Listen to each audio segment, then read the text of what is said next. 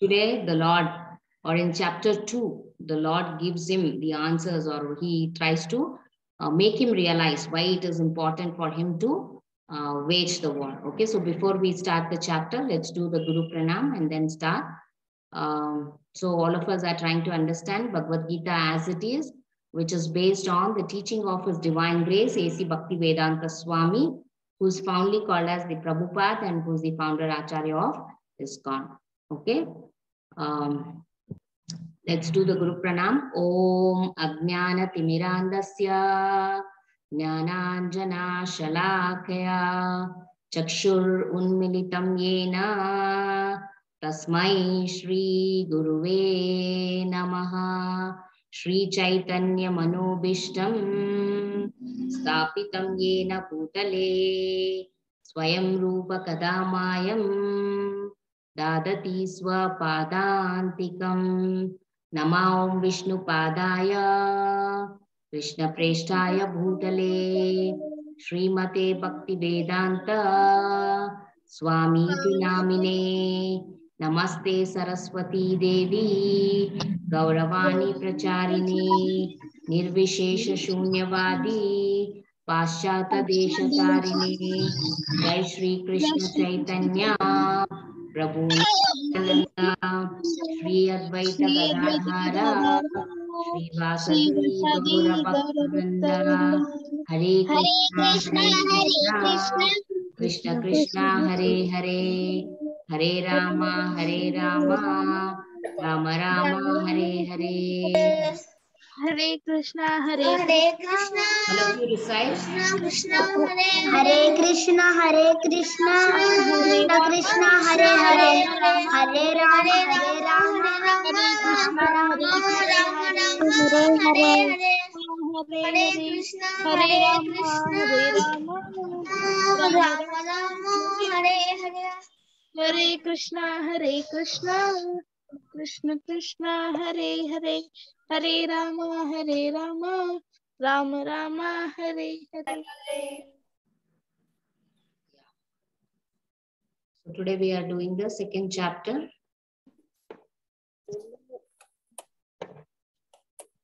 You are able to see the screen, right? Yes, Mataji. Yeah, so it is called as the Sankhya Yoga. As I said in Bhagavad Gita, you call it as the yoga because the first 6 chapters are called as Karma Yoga. The chapter 7 to 12 is called as the Bhakti Yoga, and chapter 13 to 18 is called as the Jnana Yoga. Okay, and chapter 2 is called as Sankhya Yoga, or we also call it as the Gita Saramsha. Okay. Arjuna, okay, see, so he'll ask Lord Krishna to take him to the center of the battlefield. He just wants to know who are all supporting Dhritarashtra and his son Duryodhana. And then he sees when Krishna takes him to the center of the battlefield, he sees his Pitamaha, that is Bhishma, his great grandfather Bhishma, and then he will also see his guru Dronacharya. Then he sees his people from Hastinapur, okay, from whom with whom he has all spent his time. Okay, so he sees all of them, and then he feels that he's committing a sin by waging the war, and he also realizes that all this he's doing because the Kauravas did not give the Pandavas the land they were asking for, or they did not give them the land. Okay, so he feels that for the sake of land, I have to fight against my own great grandfather, and for the sake of land, I have to fight against my own guru, who has given me this knowledge of. Who has made him the greatest archer in the world. Okay, and he feels that he is committing a sin, and he also has compassion, attachment for his people, and he also feels that in this war, then many people are going to die, and therefore many of the families will lose their people. Okay, and so everything is going. People are going to lose lives, and the family, the men will die, and so the families will become orphan. Then there may not be men to look after the family, and So he feels all that. So that's why he'll start crying. Okay, lamentation and tears are all signs of ignorance of the real self. Okay, so material compassion, that is, Arjuna will suffer from that material compassion. Okay, he starts crying and then he will tell Lord Krishna that I do not want to go ahead with the war. I want to go back. I mean, I don't want the land. The Kauravas can keep the land. Okay, I'm fine without waging the war. So yeah, what, ma?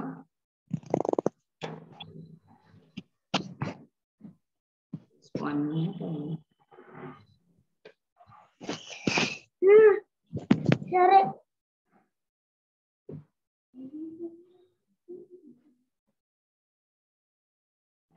I'll just open the presentation. 1 minute.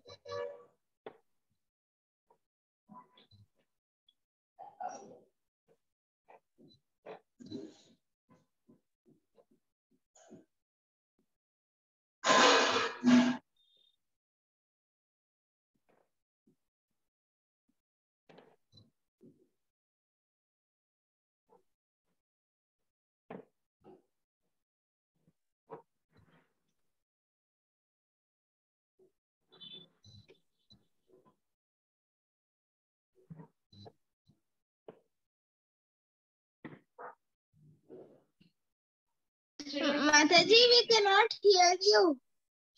Yeah, I'm just opening the. I have to open another presentation. I'm just opening that.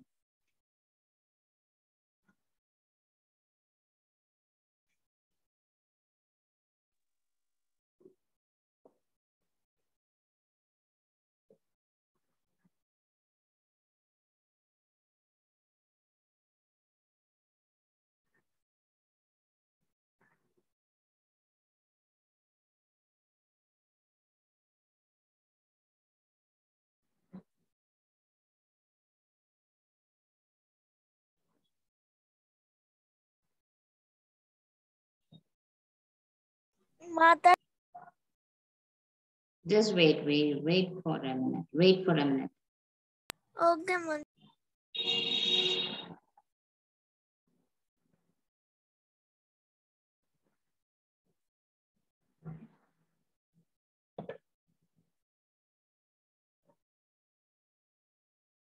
This was the presentation I had to open. You're able to see, no? It is still opening. Are you all able to see? Kids Day 2? Yes, Mataji. Okay. Yes, ma'am. We can say Kids Day too. Yeah. Yes, Mataji.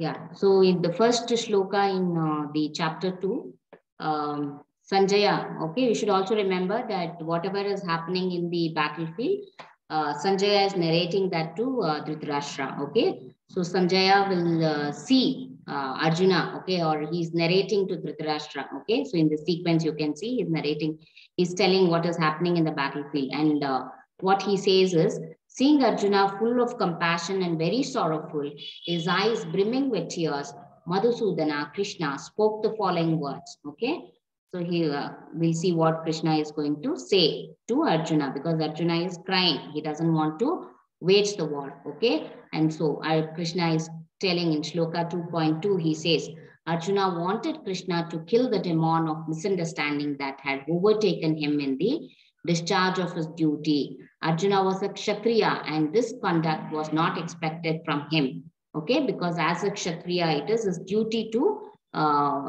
face. Okay, it was his duty to go ahead and fight the war, but now he is refusing to fight the war, and so the Lord is advising him.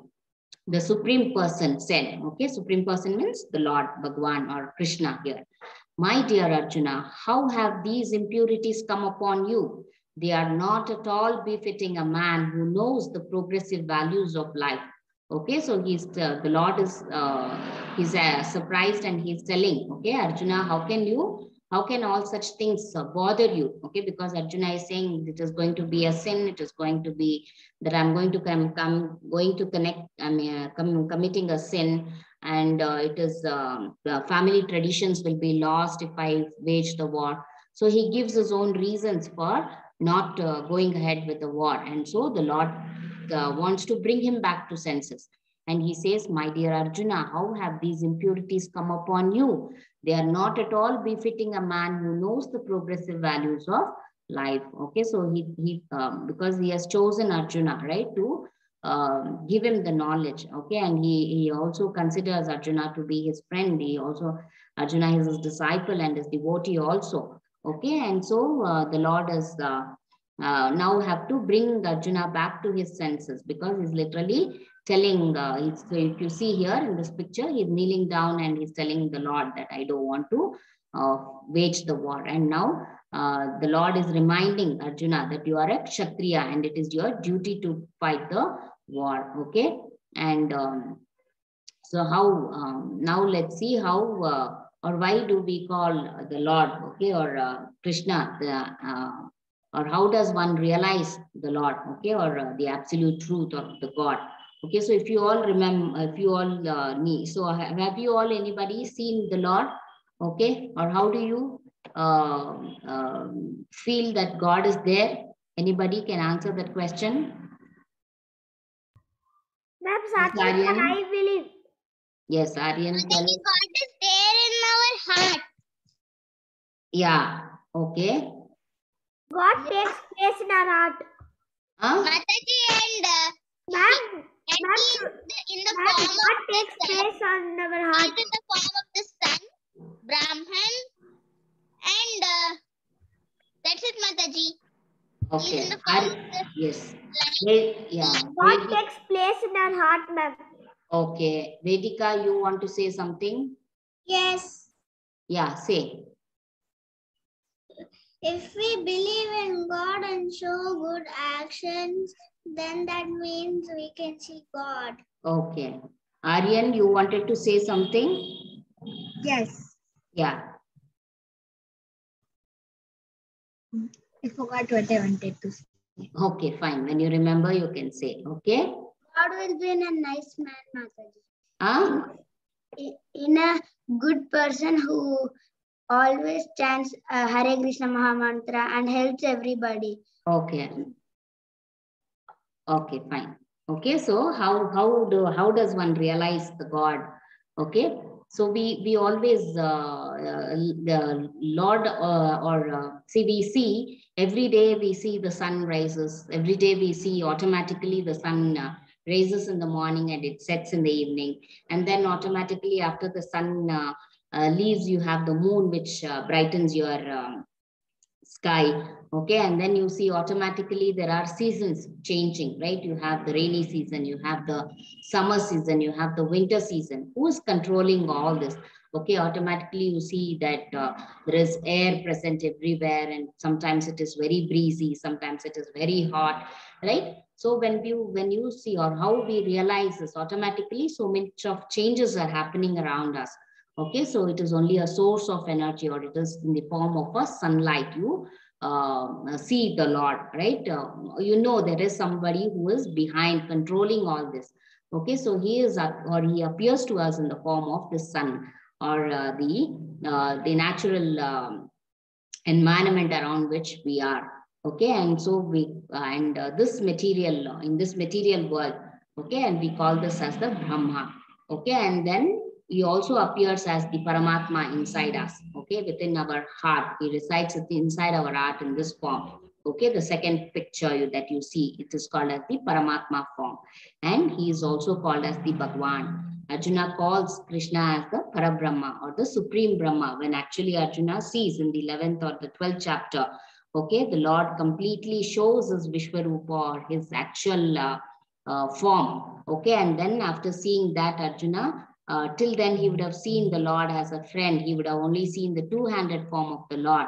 And there he gets to see the four-handed form. So if you see here in the second picture, you see the four-handed form of the Lord, in which he resides in all of us. Okay, and this is called as the Paramatma former. And later Arjuna realizes his the supreme personality, or the Vishwarupa. When he sees the Lord's Vishwarupa, he calls him as the Parabrahma. Okay, and so Arjuna calls Krishna as the Parabrahma, or the supreme Brahma. Why do you call the Lord as the Bhagwan? It is because he possesses all the six opulences, or because he has all these characteristics. That is, he is very rich. He has a lot of strength. He is very famous. He is very beautiful to look at. Okay, and he has a lot of knowledge, because he's giving the knowledge of Bhagavad Gita to Brahma. Okay, where Brahma then passes that knowledge to Narada. Okay, and then the Lord also gives this knowledge of Bhagavad Gita to the sun god, right, Vivaswan. And then he was also giving this knowledge of Bhagavad Gita to Arjuna in the battlefield. Okay, so it is the knowledge of Bhagavad Gita is considered to be the supreme knowledge, or the most confidential knowledge, or it is considered to be the highest knowledge compared to all other knowledges. Okay, it could be the knowledge of science or Ayurveda or any other knowledge. The knowledge of Bhagavad Gita is considered to be the supreme most. Okay, so because he has so much of knowledge, and then in spite of all this, okay, he still remains unseen to us, right? If you ask, have you seen the Lord? No, none of us have seen him, right? But we can always experience his miracles. We can always experience his. But even to experience that, you should make an effort. Okay, only if you understand, only when you make an effort to see him, then only you will be able to see him. Okay, so he remains unseen to all of us. Though he is rich, though he has lot of strength, though he has lot of fame, beauty, and knowledge, he always remains unseen to us. Okay, but we humans are not like that. If we are rich, we become very proud. If we have lot of strength, we want to show off.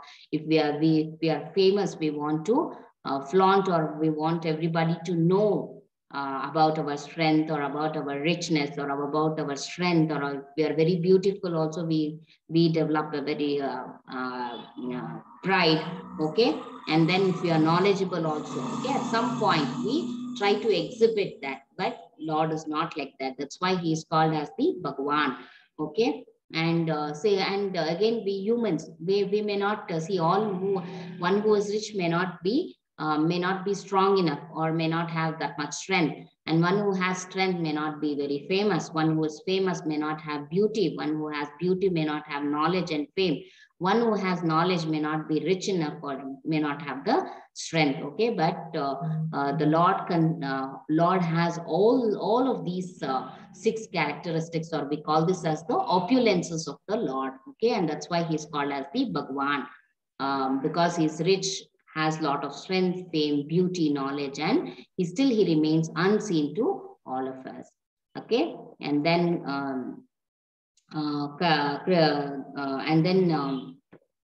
Arjuna will ask, okay, Krishna, now I am confused about my duties. In this condition, I am asking, because Krishna told him that as a Kshatriya, it is your duty. You have to go ahead and wage the war. And so now Arjuna was confused. He doesn't know, because he knows what is going to happen. And if he's going to kill somebody, it is going to be a sinful act. Okay, how killing somebody is going to be, how it is going to be my duty to kill somebody. He's confused about that. Okay, and so he's asking the Lord, okay, you see, if I kill somebody, you consider it to be sin. And now you are asking me to kill somebody. How is that going to be my duty? How? So he's saying, what is my duty? Please tell me. He wants clarity on that. Now I am confused about my duty. In this condition, I am asking you to tell me clearly what is best for me. Now I am your disciple and a soul surrendered unto you. Please instruct me, he is asking the Lord. Okay.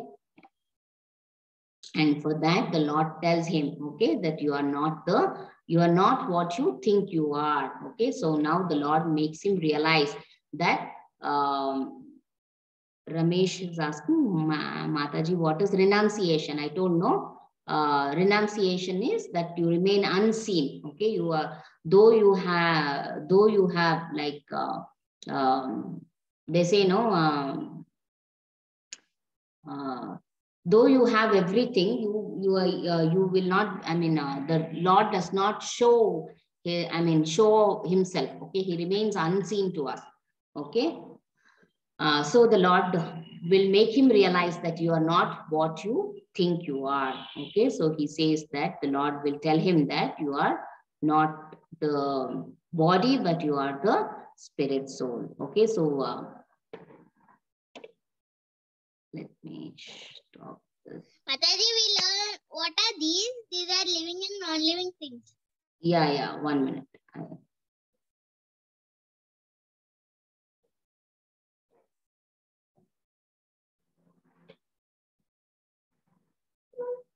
You're able to see. We know the sloka. Yeah, you're able to see clearly, right? Yes, Mataji. I know the sloka, Mataji. Yeah.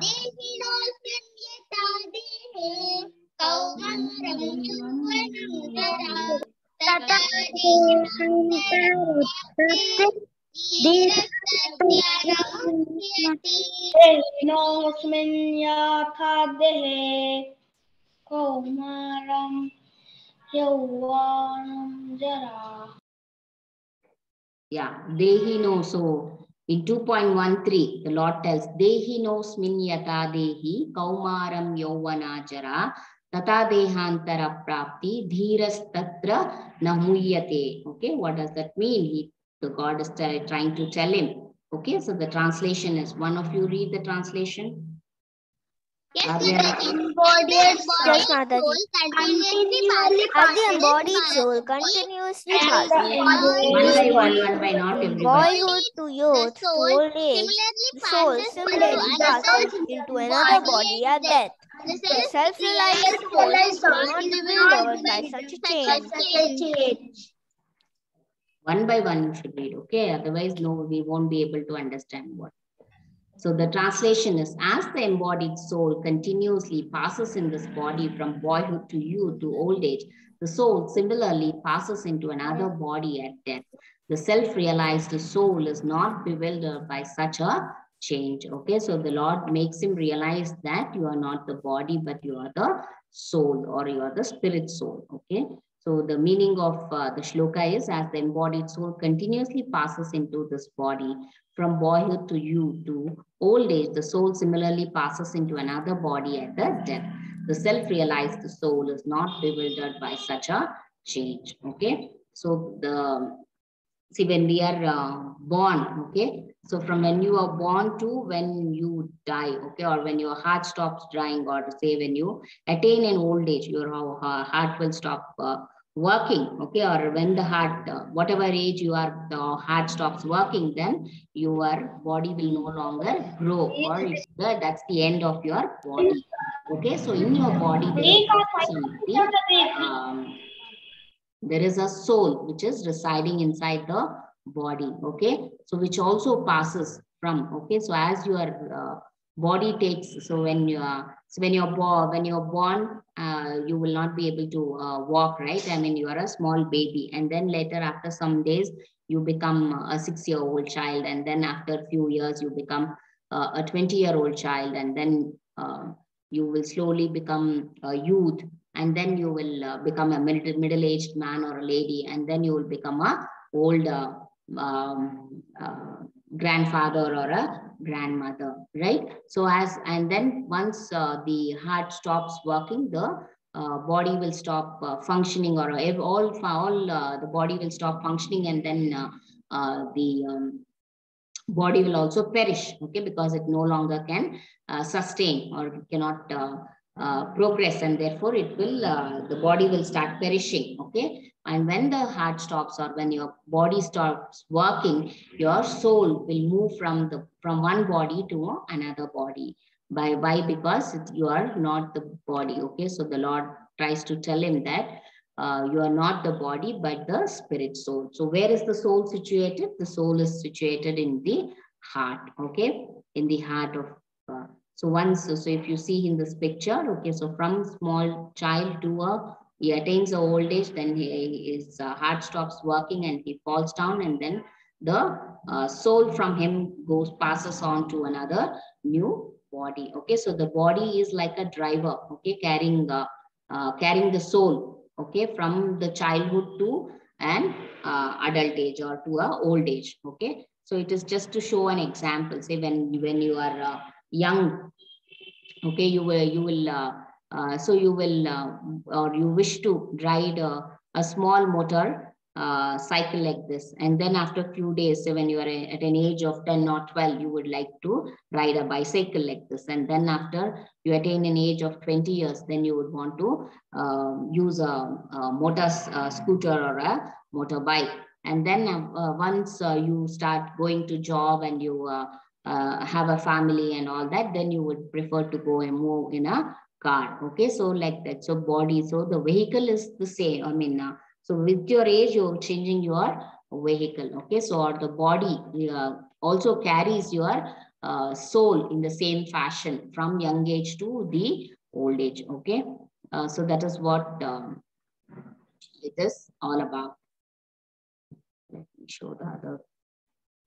Yeah.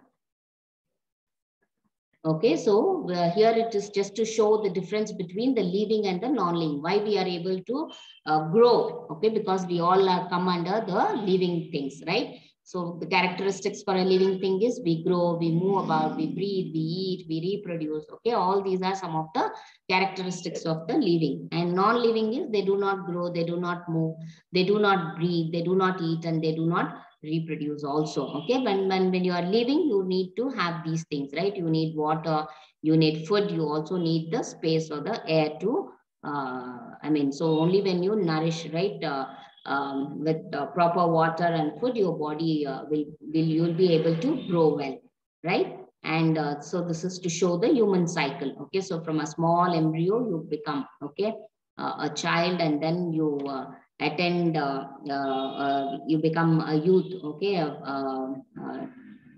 20-year-old boy or a girl, and then you become a young man or a lady, and then you become an adult, complete adult. Okay, so this is just to show how the human life cycle is.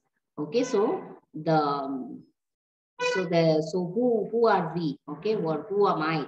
Okay, are we the body or are we the soul? Okay, so when why the body is basically made up of these 5 elements.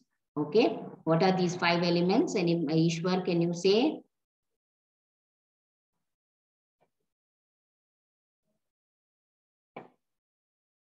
Who can? Yes, Mataji. Yeah, what is the 5 elements the body is made up of? Air, water, earth, fire. Yeah. And over 4 hours, Mataji.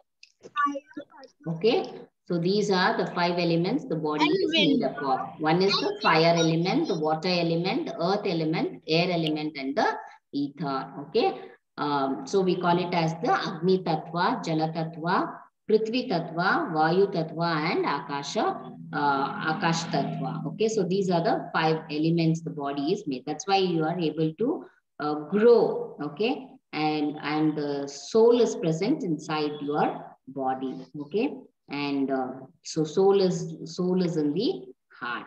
Okay, and yeah, so it is like the soul is caged in the body. Okay, so like a caged bird, can you see here? Okay, so the soul is inside your body, and it leaves the body when the body ends. Okay, so it leaves like once the body stops working, or the heart stops working, the soul leaves your body. Okay, so Krishna's first lesson, or lesson 1 to Arjuna, is you are not a body, you have a body and you are a soul. Okay, so he's telling, okay, don't get attached to because he's crying. Okay, he is crying that he seeing his great grandfather, seeing his guru and all that. And so Krishna will, or the first lesson that Krishna teaches Arjuna in the 2nd chapter is, you are not a body, you have a body and you are a soul. And he says, I'm not a body with a soul. I am a soul that has a visible part called as the body. Okay. And what is the food for the soul? So like how you require food for your body, you also have to give food for your soul. And what is the food for your soul? Food for the body is not enough, and there must be food for the soul. And good food is a fuel for the soul. So what is good food? Gaining or practicing, okay? Practicing the recitation, meditation or chanting will help you, or will give you a good food for, or will give you a good fuel for your soul, okay? Or the Hare Krishna Maha Mantra can be the food for your soul, okay? And what are we? We are all the Jivatmas, okay? We are the Jivatmas, but because we have the soul inside us, okay? So this is the same picture that I showed. So as the embodied soul continuously passes in this body from boyhood to youth, the soul similarly passes to another body, okay? So the soul takes another body at the time of death, okay? So once he starts, it goes to the other body. So I am not a body with soul. I am a soul that has a visible part called as the body. And we should be blessed enough, because after 84,000 lakhs of species, we get this human form, okay? Which is considered to be the supreme, or which is considered to be the highest form compared to all other living things, right? The reptiles or animals, okay? So you can see, so after you cross 84,000 species, then only you will be you will take the human form. We should be blessed because we have the intelligence. We have God has given us the mind. He has given us the intelligence. Okay, so unlike the other animals, birds, or the reptiles. Okay, so O son, so the God says, O son of Kunti, the non-permanent appearance of happiness and distress, and their disappearance in due course are like the appearance and disappearance of winter and summer seasons. Okay, so like how the summer, winter, or autumn, or the spring comes and goes. Okay, so so you can see, okay, automatically you have the summer, and then you have the autumn, and then you have the rainy season, you have the winter, okay, the spring, okay, like that. So he says that is the non-permanent appearance. Even the happiness and distress, okay, is like that. Okay, so he says, so he's saying, don't get disturbed, O son of Kunti, the non-permanent appearance of happiness and distress, and their disappearance in due course are like the appearance and disappearance of the winter and summer season. So for the soul, there is neither birth nor death at any time. He is unborn, eternal, and ever existing. Sachidananda, eternal, full of knowledge, okay, and blissful. Okay, so he says the soul, there is no death for the soul. Okay, the soul, because the soul moves from one body to another body. Okay, it's like a driver. Okay, the body is like the driver. Okay, so when as long as the driver runs the vehicle is running. Okay, so once the driver stops driving, the vehicle stops. The vehicle stops moving forward, right? The same way. So the body is like that. Okay, then the soul. So once the vehicle does not move, the body, or when the body does not function, the soul will move or take another vehicle, or it will go to another body. Okay, so for the soul, there is neither birth, and for the soul, there is no death, or there is no birth for the soul. Okay, it keeps on moving from one body to another body. And also very similar to a person who wears a new garment, giving up old ones, and similar to the soul, accepts new material bodies, giving up the old and useless ones. So as the person puts on new garments, giving up old ones, the soul similarly accepts new material bodies, giving up the old and useless ones. Okay, so like how, okay, you do not use, okay, so if the clothes are dirty, or if the clothes are torn, you do not use it, right? You discard and you go in for a new set, right? The same way, the soul will also move from the body, from the perished body to another new body. Okay, and the soul moves to another body. The soul can never be cut into pieces by any weapon, nor can be burned by fire, nor moistened by water, nor withered by the wind. Okay, so the soul cannot be, so you can, the soul, you cannot cut the soul, or you cannot burn it, or you cannot moisten it with water. Okay, and then Krishna confronts Arjuna, "O son of Kunti, either you will be killed on the battle." So he's, again, Krishna is telling Arjuna, okay, why you are so much worrying. Okay, so the only two things can happen to you. Either you can win the battle, or you can lose, or you will lose the battle. Okay, so only two things, either you'll win or you'll lose. Okay, so even if you win, okay, if you win, what will happen? They'll become, the Pandavas will become the king, and they will start enjoying the kingdom. Okay, but if they lose also, they will, because of their good deeds, okay, because they are waging the war for the cause of dharma, okay, because they are doing a good act, they will go to the heavens, he is telling. Okay, O son of Kunti, either you will be killed on the battlefield and attain a heavenly planet, or you will conquer and enjoy the earthly kingdom. Therefore, get up and fight with determination. So he's telling, okay, he's instructing him, don't worry so much. Only these two things can happen to you. Okay, so get up and go fight the war. You, Arjuna, was a Kshatriya. Your enemies will describe you in many unkind words and scorn your ability. What could be more painful for you? And he's also telling him, okay, your enemies are all waiting, right? Duryodhana, any given point of time, he wants to put down the Pandavas. Okay, so Krishna is warning him, your enemies will all be observing you.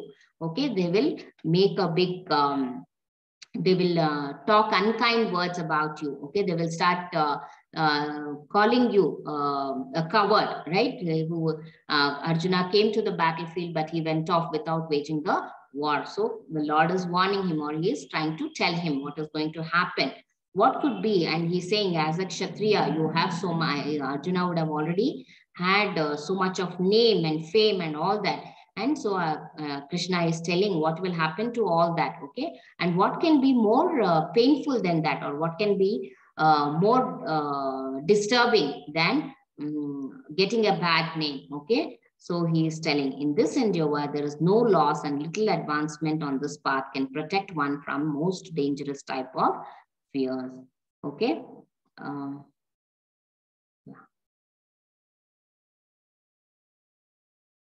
Yeah, so today what do we learn? We learn that we are not the body, and we are the spirit soul. And the soul moves from one body to another, and any small service done to Krishna is never lost. Okay.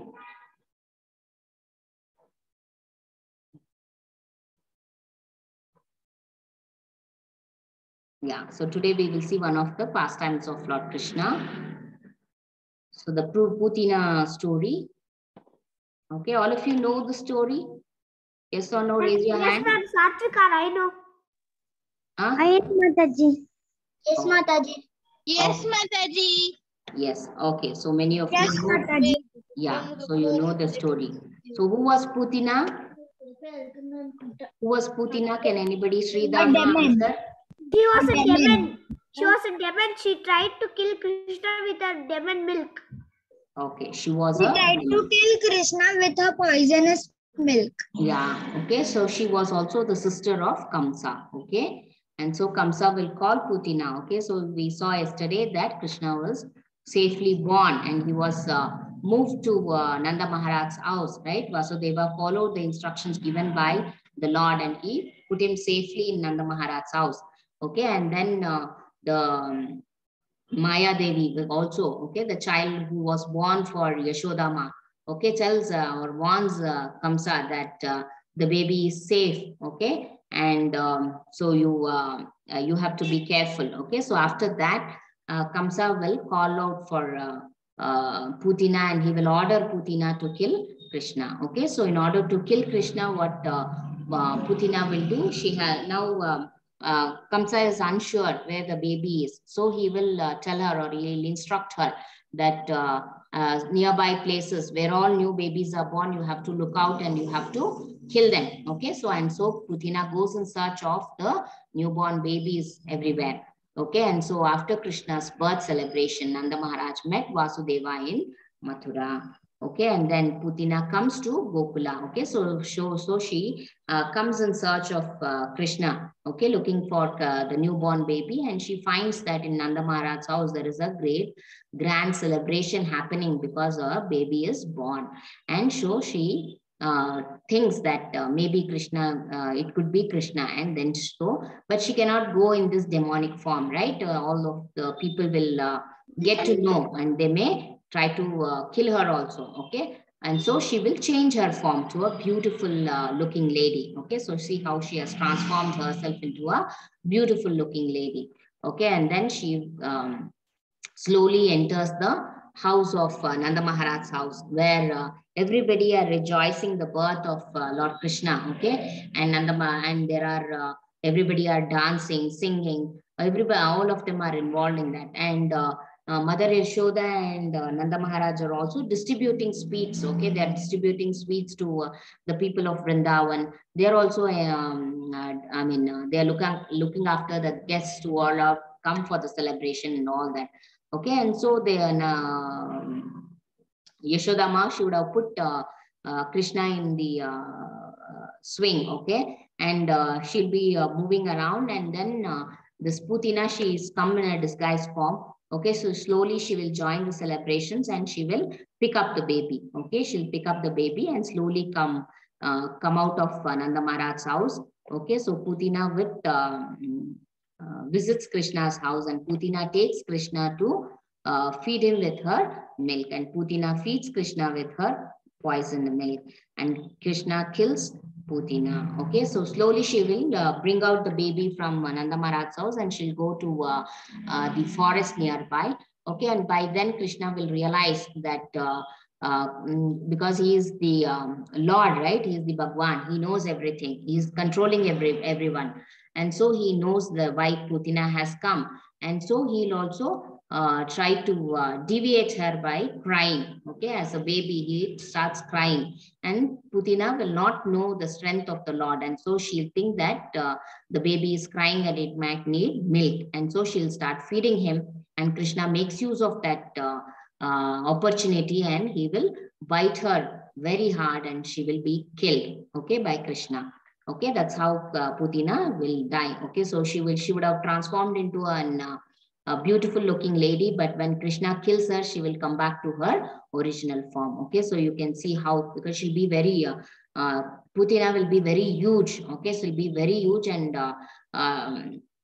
very long also. Okay, and so she comes back to, and when she's almost dying or in the pain, okay, because Krishna is biting her, she'll have so much pain that she'll start shouting, okay, or screaming. Okay, and it'll look like some roar. Okay, like somebody is roaring. Okay, and by then Nanda Maharaj and all the people of Vrindavan will get to they get alerted. Okay, they see that somebody is who is this making so much of noise, and then they realize that Krishna is missing in the cradle. Okay, and then they come running looking for the baby, and they finally see Krishna sleeping on this demon Putina. Okay, and her teeth look like bumpy roads, and her hair looked just like a big red bush. Okay, so that's how she actually looked like. Okay, so you can see here, so she looks so fearful. Okay, and all the people of Vrindavan cut. Okay, because she was so huge. Okay, because she's so huge, it'll be very difficult for them to carry her. Okay, and so the people of, once she dies, the people of Vrindavan will cut her into small pieces, and then they will carry her, and then they'll burn her.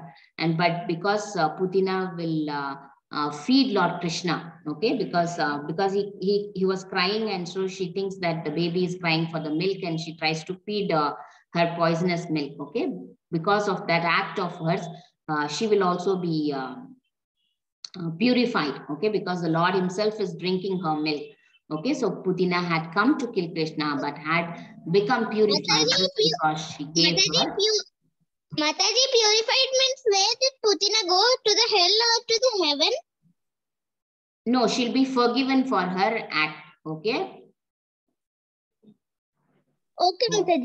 Yeah, she'll be purified, and just because she gave her milk to Krishna to drink. Okay. Yeah, so that is the story of Pudina, or one of the Leelas of the Lord. So today we will see another story, Thief in Vrindavan. Okay. Yeah, Aryan, read. Excuse me, ma'am. Yeah.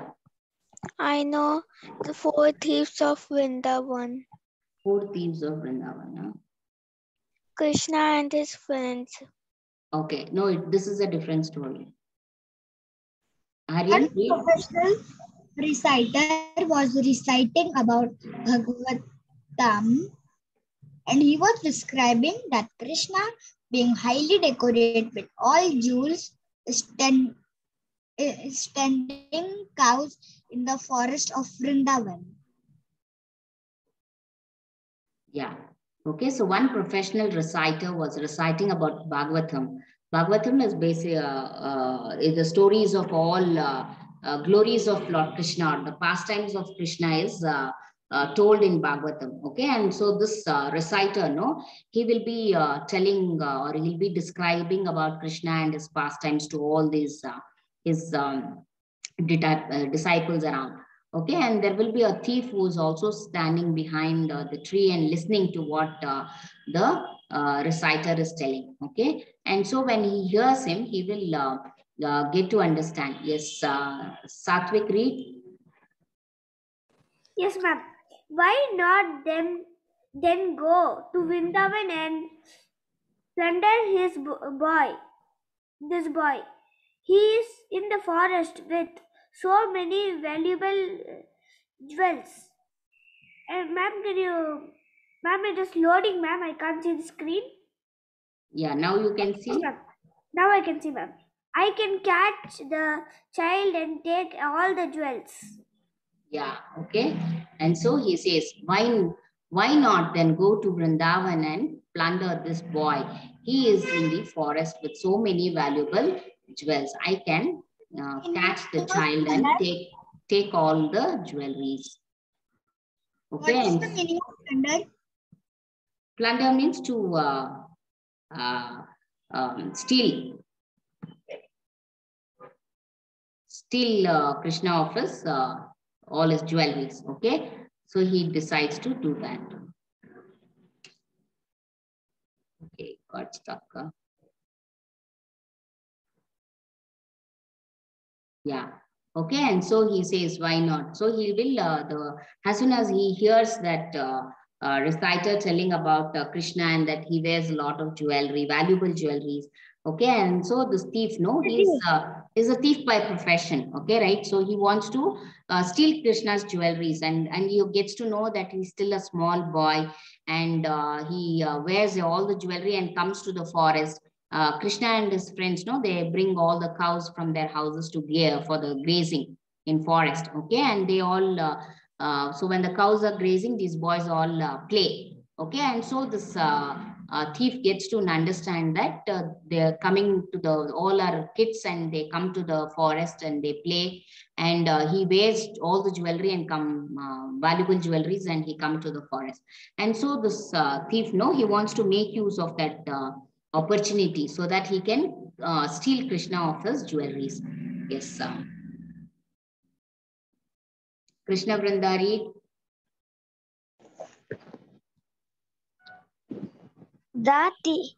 Then the thief decides to go to Vrindavan, where Krishna goes to graze cows in the forest, and the thief was constantly thinking that I must see Krishna. I must see Krishna. Yeah, okay. So then the thief decides to go to Vrindavan. Okay, so he will decide to go and he wants to. Mataji, but now I click on the attendance link, but yesterday I done the quiz, but it's showing you have not done the quiz, and yesterday is absent, but it's showing present, Mataji. Okay, we'll discuss after the class. Okay. So he will tell where Krishna goes to graze cow in the forest, and then the thief was constantly, okay, so because he's constantly thinking, he starts thinking about Krishna and how he can steal his jewelries, how he can make use of that opportunity so that he can make a living out of it. Okay, and then he on. Yeah. Adya, can you read?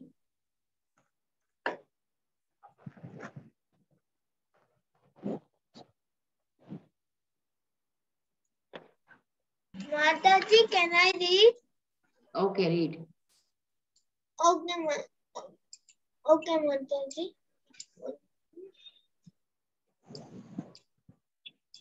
Yes, Mataji. On his way, the king was constantly thinking about Krishna in Vrindavan, how Krishna would be wearing valuable ornaments and playing with his friends. Yeah. Okay, so the thief, no, he starts thinking, okay, how that boy, small boy, he's wearing what all jewelry he'll be wearing and how he's going to be playing with the other friends. Okay, so on his way to Vrindavan, he was constantly thinking of Krishna and how Krishna would be wearing the ornaments and playing with his friends. Okay, Vedika, read. Mataji, can I read? Krishna Das. Ma'am, it's mine. Who is it? Rini Sharya, Mataji. Yeah. Okay, read. Finally, the thief reaches Vrindavan and he saw Krishna exactly and informed by the Bhagavad reader. Krishna was decorated with lots of jewels and was herding cows. Yeah, okay, so like how he heard, no?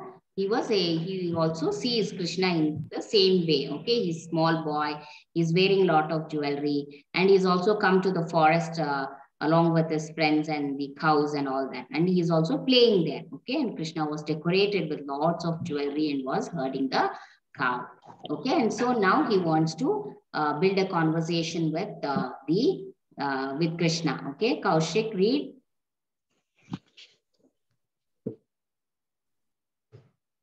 Can I read? Yeah, who's it? Aryan. Huh? Aryan. Yeah, Aryan, read. Oh, Krishna, every day you come with the cows to the forest. You look so beautiful and charming with all these jewels. You are also very rich. So may I take some of your ornaments? Okay. So he meets Krishna and he tells, oh Krishna, every day you are coming with cows to the forest and you look so beautiful and charming with all these jewelries. You are also very rich. So may I take some of your ornaments? Okay. The thief is directly asking Krishna, okay, you're looking so beautiful. You're wearing so much of jewelry. Why not? Because he is Nanda Maharaj's son, right? And he also, after seeing all that, he knows that Krishna is very rich also, and so he will want to he wants to, and but so he'll ask him, can you give me your ornaments or can you give me your jewelry? Okay, and so Krishna will tell him. Okay, Vaishnavi, read. Okay. No, my mother will be angry. I cannot give you my ornaments. Okay.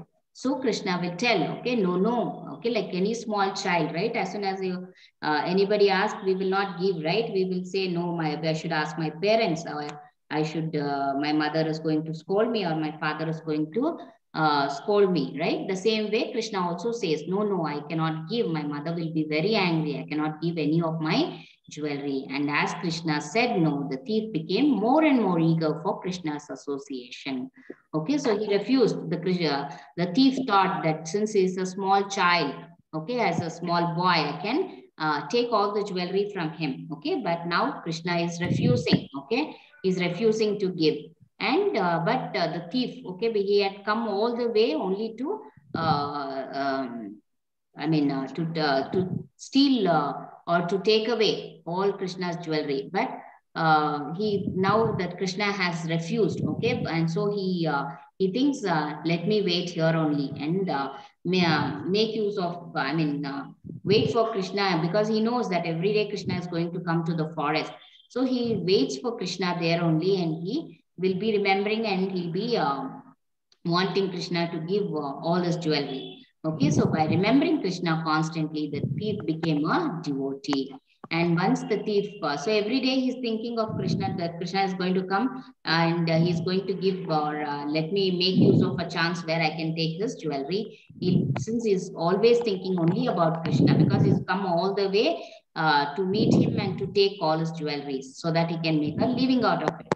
Okay, and so he, because he's constantly thinking of him, he becomes his devotee, and he says, and once the thief becomes a devotee, Krishna by himself will come and tell him, all right, you can take my jewelry. Okay, so he says, all right, you can take it. He will tell. Okay, so the moral is, so some way or the other, we should come in contact with Krishna. Then we be purified. Mataji, Okay, so I want to ask something. after the class, okay, let me finish off. We are ending the class. Okay, so he tells, okay, so Krishna is like how this thief, okay, initially he came with an intention to steal his jewelry, but he did not steal it. Okay, he asked him, okay, can you please give me? Okay, and then Krishna said, no, I cannot give. And then he stayed back there only and started only thinking about Lord Krishna. And because he's constantly thinking about him, Krishna by himself comes and fulfills his wishes. Okay.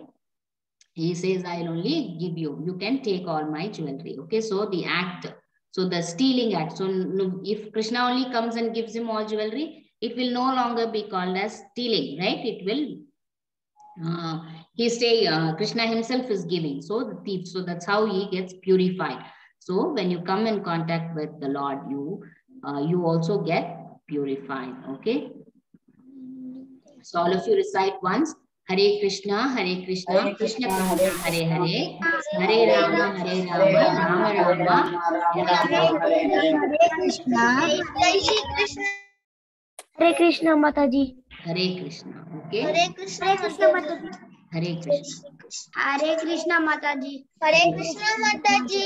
Krishna Mataji.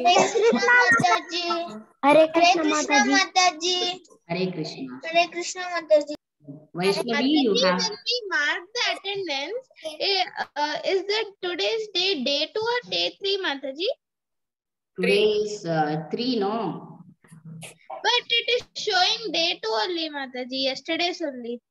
Yes, Mataji, it's showing same. Yes, Mataji, it's showing day 2. It is showing, today's is showing as day 2.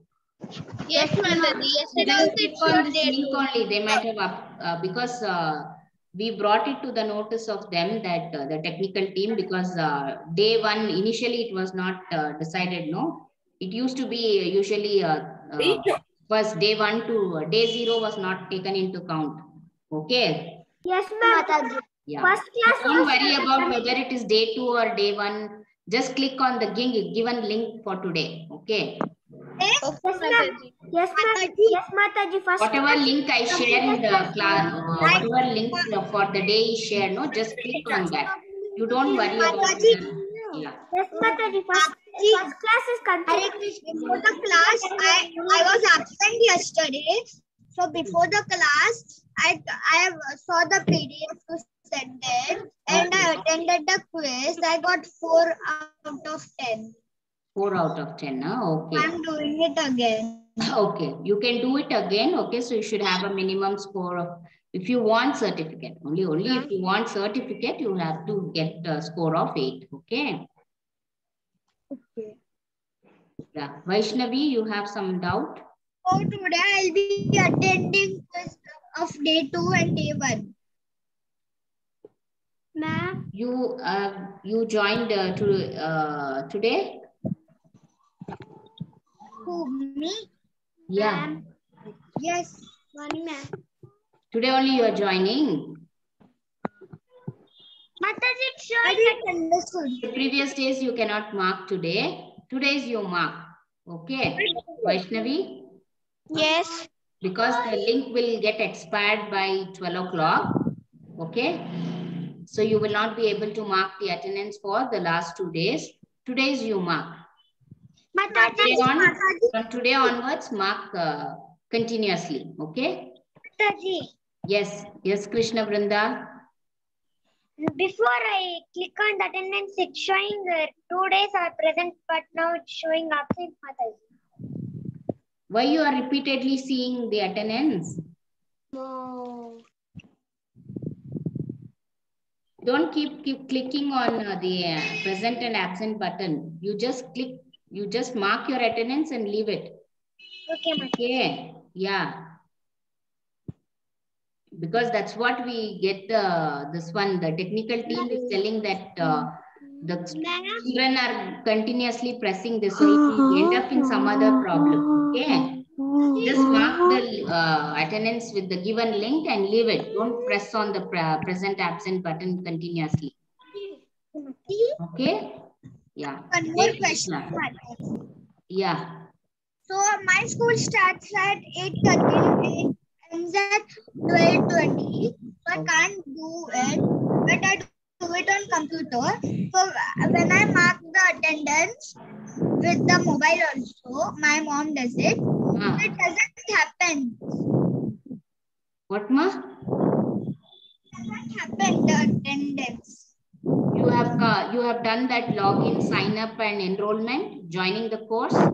All the steps you have followed? Yes, ma'am. And day one is present only. I'm present. Okay. What is the problem now? So now at day two, it was showing absent. Okay. Yesterday's you were not able to mark. Yes. Huh? Not yesterday. Today. Yesterday you marked. It's showing attendance link expired. Okay. No, now you click on this link. Know what is happening? I got it, but when my mom does it, it doesn't happen. Right now, it's not 12 o'clock. It's past 12 o'clock. That's why it's 12 means not morning 12. Night 12 o'clock. Night. But still it doesn't happen. It will happen. Don't worry. You see tomorrow your attendance will be present. Okay. There's nothing much. See, you have to just click on this link and you have to give your email ID and password. Your attendance for that day will be marked. Okay? Yes, ma'am. Yeah. So, Aryan, you have any question? No. No, right? Okay. So, shall we meet tomorrow for the third chapter? Yes. Okay. Yes, ma'am. Bye. Hare Krishna to all of you. We'll meet tomorrow. Excuse me, Mataji. Excuse me, Mataji. Yes, ma. Excuse me, Mataji. Yes, ma. Yes. Vaishnavi, you are? Ma'am, can you share the story? I loved it. Share the story. I'll be sharing in the PDF, no? I'm sharing the PDF in the WhatsApp group. The story will also be there in that only. Okay. Yeah, okay? Yeah. Yes. Hare Krishna. Hare Krishna.